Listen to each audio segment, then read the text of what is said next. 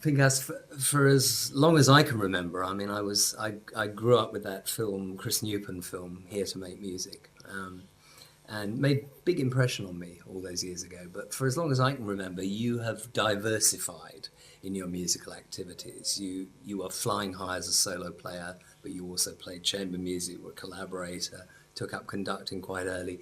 Can you talk a little about why it was important for you to diversify and, you know, Well, I started playing chamber music rather early. I was studying with my dad.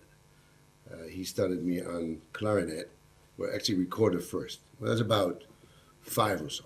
And immediately on his accordion and my little recorder, we started to play little remembrance days and things like that in Israel at the time, in sort of early 50s. I then began to study the clarinet because he taught himself the clarinet as a really one of the first-rate klezmers that I've ever known. And so music was, chamber music, listening process was already installed in my being very early on. When I started to study the violin, and after a certain amount of time passed by, I started to play, of course, the great literature with my teacher, Feher, sometimes twice a week, sort of age 9.5, 10. So by the time I had left Israel when I was almost 14, I had played literally the whole repertoire, I mean, sextets and quintets and with piano and so on. With her sometimes playing second, I would play first and vice versa. So I was just literally eating music. But what it really does to a youngster, it opens up the ears in a way that I can only compare it to when you start to drive, you kind of look ahead all the time. And then eventually you kind of relax and you begin to say, oh, how are you? You periphery listening, really. Then comes my middle name, which is Curiosity. And I think that came from a number of places. The diversity, of course, that I had already with my dad and my teacher, and the upbringing in Israel, hearing all the great icons of the 20th century, the Israel Philharmonic, and then coming to the States, where I studied with Galamian, seeing New York and hearing New York, literally. I could go to sometimes 3 or 4 concerts a night, from Janet Baker to Fischer Dieskau to the New York Philharmonic to an Oistrakh recital at Carnegie Hall. I mean, it was wild. It was amazing. In those days, a Milstein recital, and then would be Lenny Bernstein with someone doing a Jeremiah for the first time, and things like that. Besides Juilliard, which was uptown at that time. And so I had all this musical smorgasbord, I suppose, all the time, and I just have kept up. The fact that I played the viola came by accident. When we were in the summer, our summer place, meaning Meadowmount, which Galamian taught, was upstate New York. Mr. Gingold, one day, Joseph Gingold, a great fiddle player, said to me, "Why don't you play the viola?" I said, "Mr. Gingold, I can't read the clef." He said, "I'll show you." And I started to play the viola, and I loved it. I started to play, and that was it. So from that moment on, I began to play chamber music on the other side, material that I've already done. All fascinating. When I started at Juilliard, the actual 2 or 3 months of study, conducting study, it opened up a whole other channel of curiosity, mainly scores. I mean, I always looked at scores, but not orchestral scores. So there was orchestration, there was a fascination of the color, a complete instrument, of course, which the orchestra is, where I play a little tune, that's it. And it just evolved, one thing after the other. Coming here, I was the English Chamber Orchestra, of course, with Daniel, playing with Jackie, with all these extraordinary people. We were all living here most of the time. And so it was a fantastic time. They were from 67, 8 till about 75, 6. It was unbelievable here in London. It was extraordinary. Yeah. You started conducting in 72, at a time when few instrumentalists had started. Now everybody does it. But everybody? Well, a lot of people do it. It's become a... No, I'm teasing. Yeah. But I mean, at that time, it was unusual. And Not so unusual, really. We just didn't hear about it as much as we do today. I think today you have a plethora of people that have created. It's a necessity in a way because we play now 362 days out of the year. Yom Kippur, Christmas, and one other holiday. I don't know which one it is. We don't play. Otherwise, we play. So you have to fill it up. So there are all these people that begin to direct. Some are better than others. But I think the mistake is that we think that anyone can conduct. And that's a big mistake. You have to really learn how to conduct. That's a real instrument, and it takes years before you can actually call yourself a conductor. how long did it take you to feel comfortable on the podium? Yesterday, about 8:30, at the interval. Oh, it takes about 10 years. A good 10 years before I could say, now I think I know what I'm doing. I'm trying to actually imitate myself now rather than all these other images that I had of the Kubaliks and the Giulinis and the Scholtis and the Barnboims and the Metas and so on. I actually can get up there and say, that's me. And you learn from that, but it's hard work. Let me tell you, it's hours and hours of score, non-stop. It's that water keeps coming back at you. That current is at you. And if you don't do it, there'll be 150 eyes minimum that say, what's that? And it doesn't matter how long you've been there or what your reputation is. Those eyes are going, So vulnerability is one of the things that I think I learned early on in my life. And I was given that as a directive in my life from Isaac Stern, from Lee Stoneman, from the Budapest Quartet, from Sasha Schneider, from all these extraordinary people that said, if you think you're good, it's over. Bye-bye. Close it up. Sometimes you can play okay, but it's the next day you got to play the same. As good as you did the day before. It doesn't quite happen that way. Do you think all music is essentially chamber music? Of course, listening process. Of course, that's what conducting is. Conducting, playing with 2 people or 18 or 160. It doesn't matter. You have to say, listen, please, listen. That's all. All orchestras, Pinchas, have their own personality. How would you characterize the Royal Philharmonic? Extremely musical. I find the English musician is innately musical. I think it comes from your upbringing in the singing early on. I just saw it the other day at the cathedral, at the wedding, how those little boys sang. Whoa, was that beautiful. It was just, my heart went out to these kids. It was fantastic.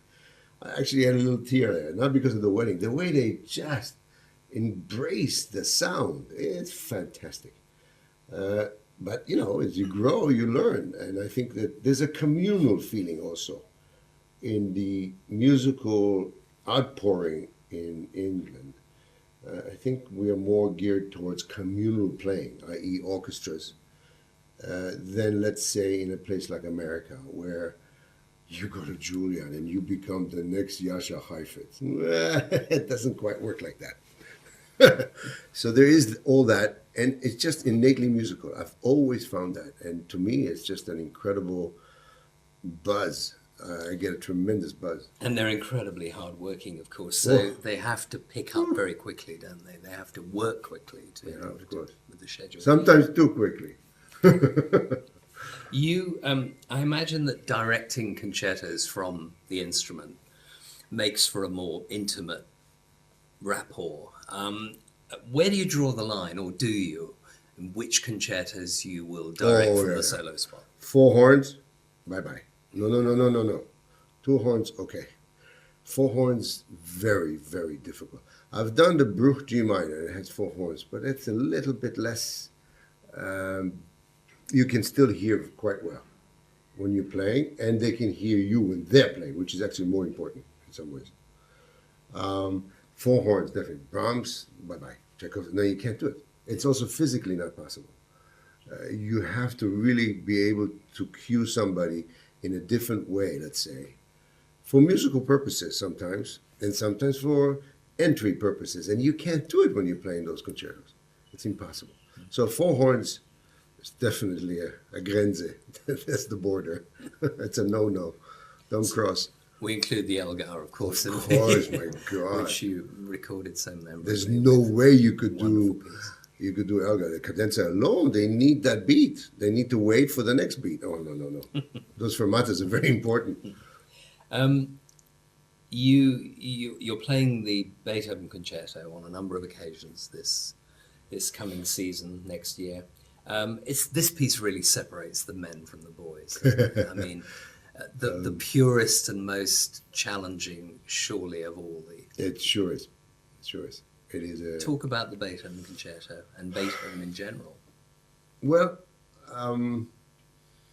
I think there is a certain element of feeling uncomfortable when you're playing, and I mean that in the greatest respect for the music. If you begin to interpret Beethoven in a comfortable manner, where all of a sudden you say, "Oh yeah, I can just play that," the music loses something, and I don't know what it is. There is a certain feeling of discomfort. Let's put it not physical so much as there's certain things we have to do in Beethoven that we never do in other composers. For example, sforzando. Sforzando in Beethoven is sforzando tenuto. It's not sforzando, because if you don't, then the fortepiano sounds the same. Now that's already different right there. When you have crescendo mark, C-R-E-S-C, that's usually the lowest point of the phrase. And then comes that enormous upgrade of sound and harmony and so on. That's another big difference. You really have to go below sea level, literally, for that crescendo to work. And then the music becomes that much bigger, that much broader, I should say. He has done things in bars. As for example, in the violin concerto, that timpani start there are 5 notes, by the way. Most of us say 4, but they're actually 5. The empty bar, what I call the empty bar, or the timpani, and then there's the next note, which is the bass of the D major chord in the timpani, when the oboe and the clarinet and so on, the winds come in. That already is unusual. That is something that no one has done before. Haydn experimented. The drum roll here, a thing there, a harpsichord at the end of one of the symphonies, all of a sudden coming in. Okay, unusual, but not in form. And it comes back over and over again. That repetition of those 4 bloody quavers, they come right through it. It can be the cellos, it can be the violins, it can be the timpani, it can be bassoon, horns, trumpets, and so on. It goes right through the whole movement. It's a kind of a heartbeat, if you like, or I call it more a knocking, kind of a knocking, similar to of course, to the Fifth Symphony, which is ba da da da. It's also 4 notes, totally different, but it's bam ba ba bam. Here you have ba ba ba ba. So there is a similarity in a way. He's knocking at something. Soul of Society, Vienna, I don't know what. It doesn't matter. But he's knocking. He's knocking maybe at his own madness. He was so mad, about what was happening to him, to the world, etc., as we know.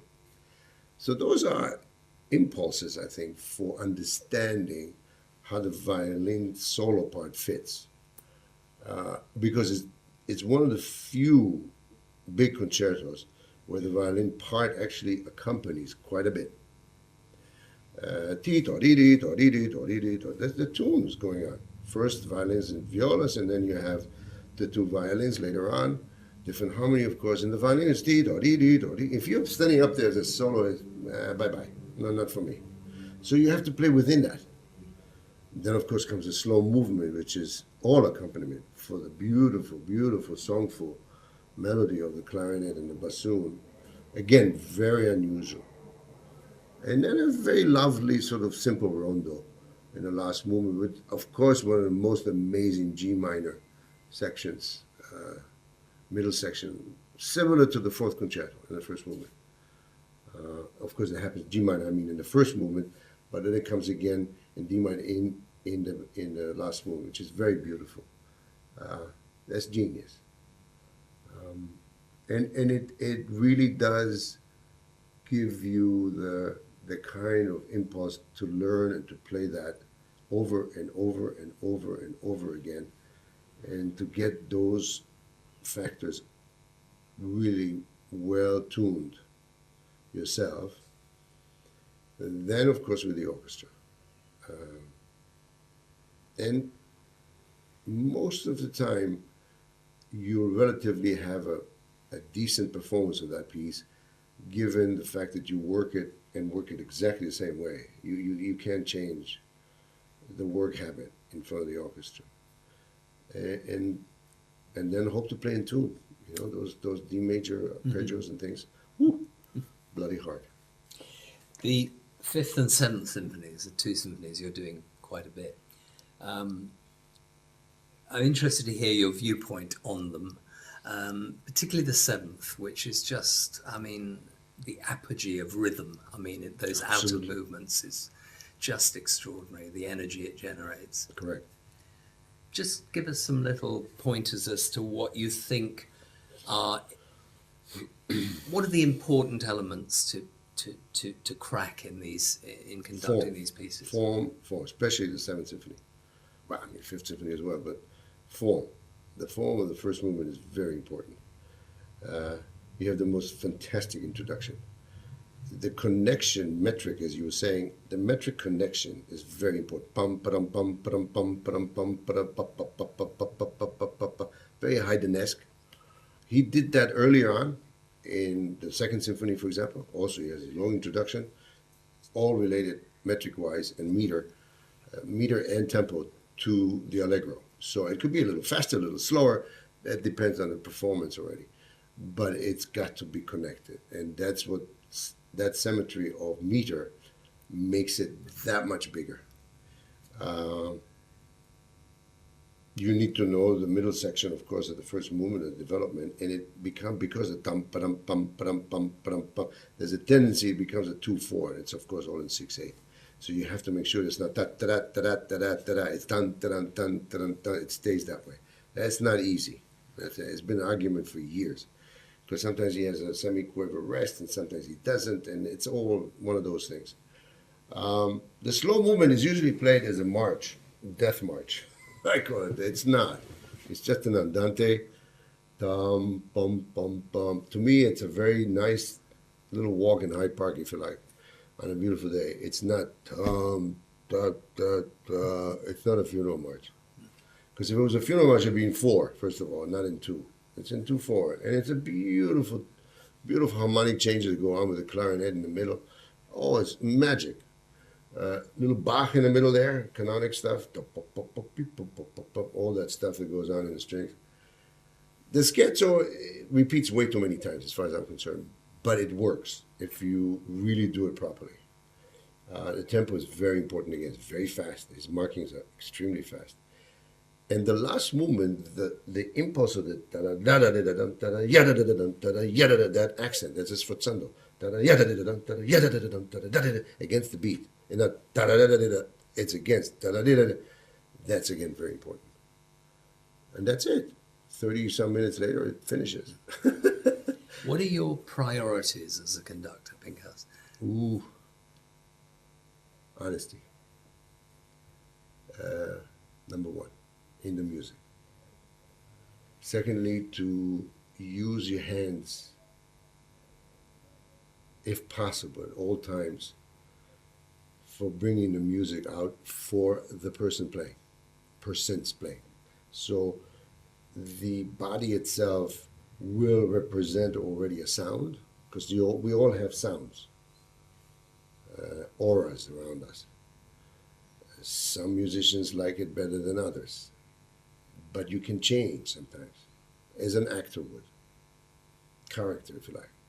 A major, G minor.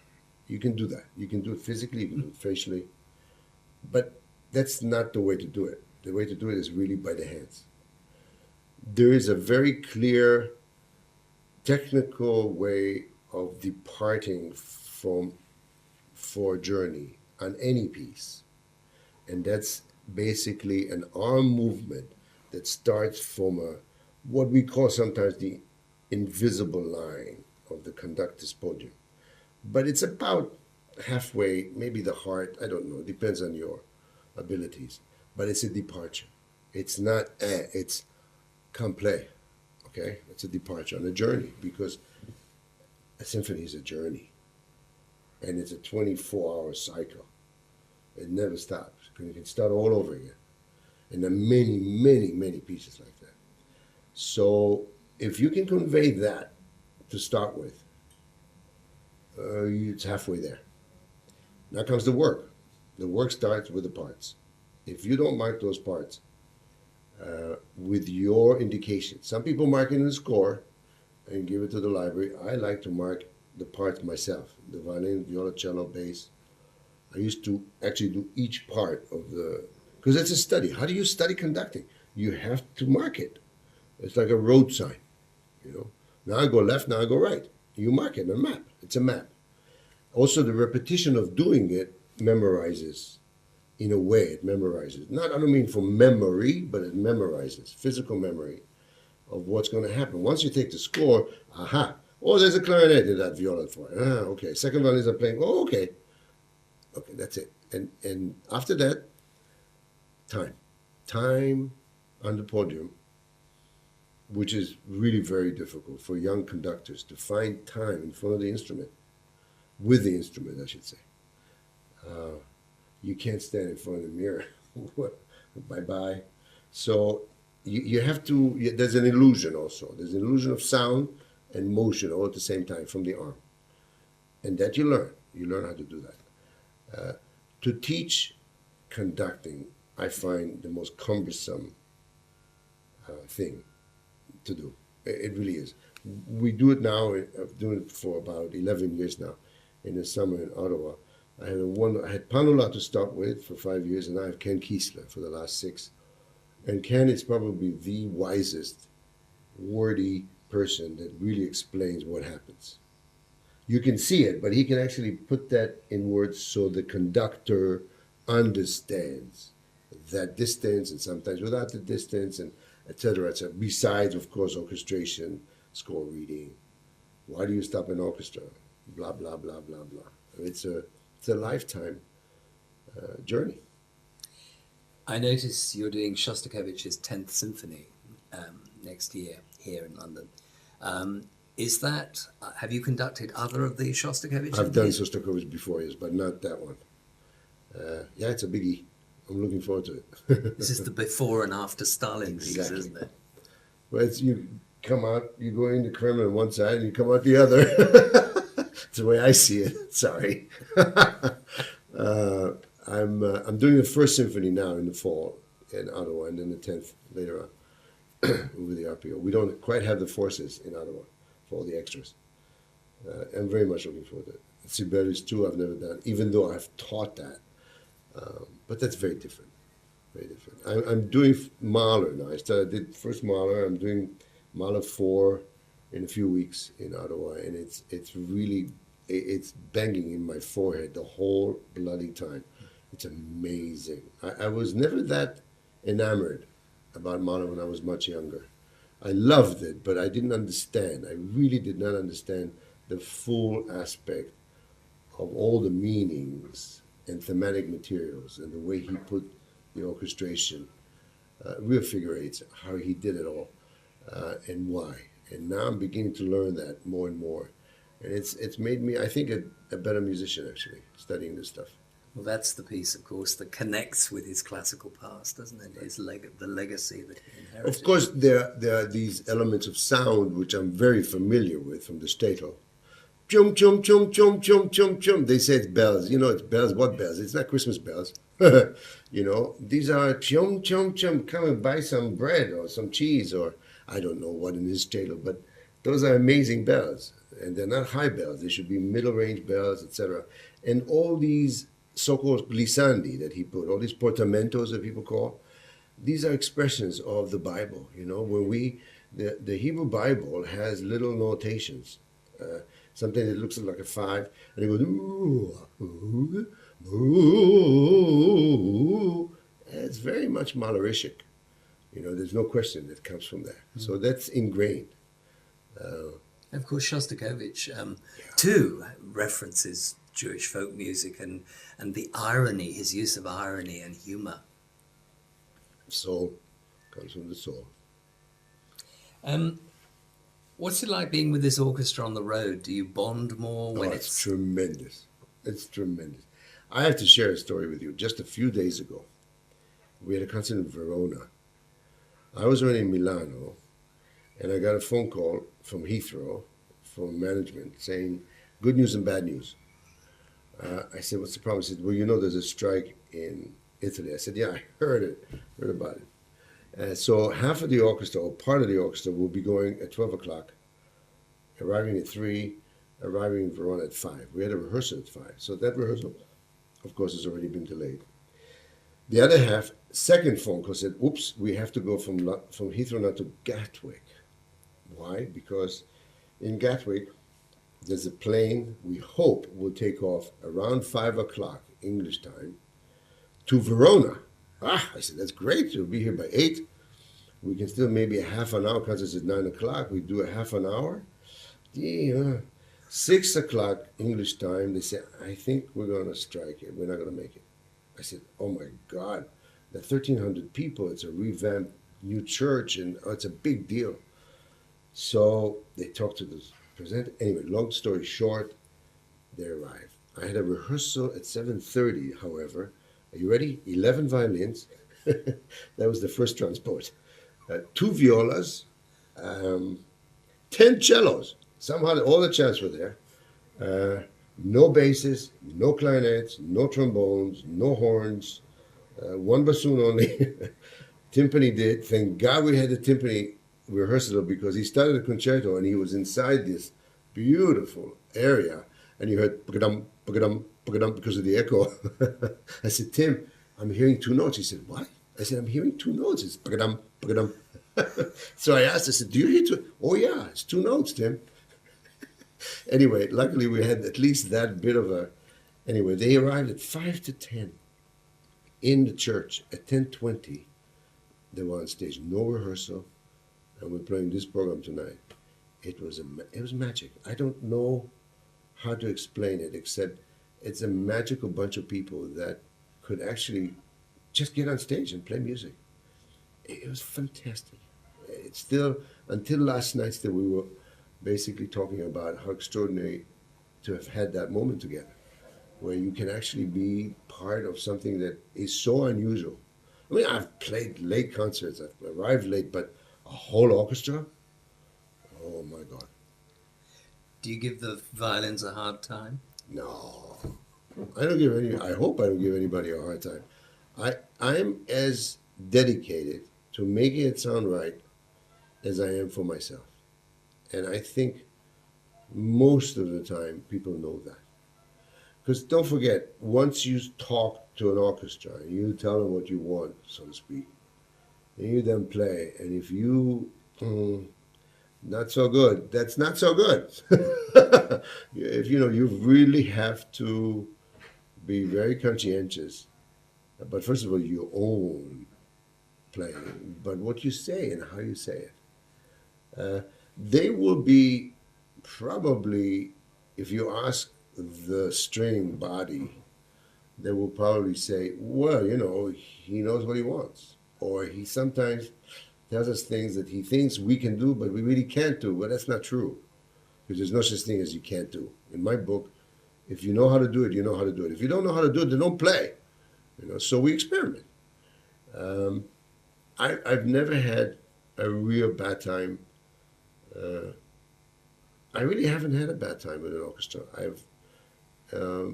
People always think I don't know how to conduct the winds, but that's also nonsense, because it's actually easier. Because they're solo instruments, and you just breathe with them, and they do it.